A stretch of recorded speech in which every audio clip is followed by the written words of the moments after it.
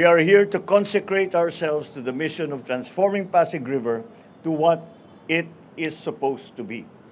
A living river of multiple benefits for the multitude, featuring safe walkways and bikeways along its banks, a green corridor that will serve as lungs for our city's needs, a string of parks for communities nearby. Make no mistake about it.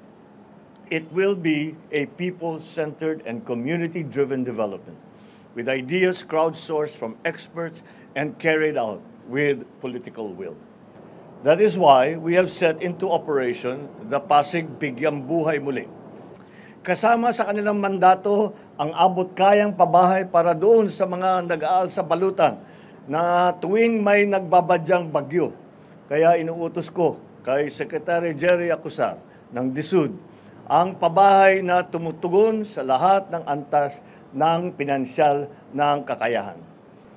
Hindi po ito ningaskugon na kampanya o flavor of the month lang. This will be pursued relentlessly. Kagaya ng laging pinapaalala sa akin ng ating butihing kalihim ng DSUD, go big or go home. So, you do not expect any half-hearted commitments, not from this president. In everything I do, I am all fully in.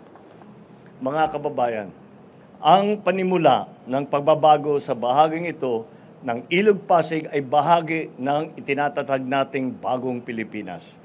May kaayusan at kalinisan, may kaginhawaan at kasaganahan. Paparating para sa lahat.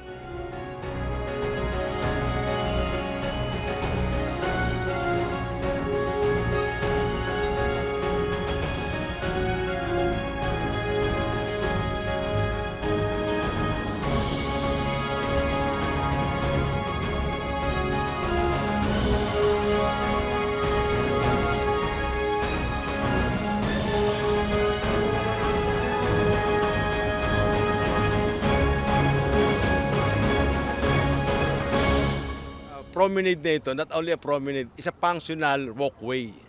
Hindi lang po beautification ito, functional beautification.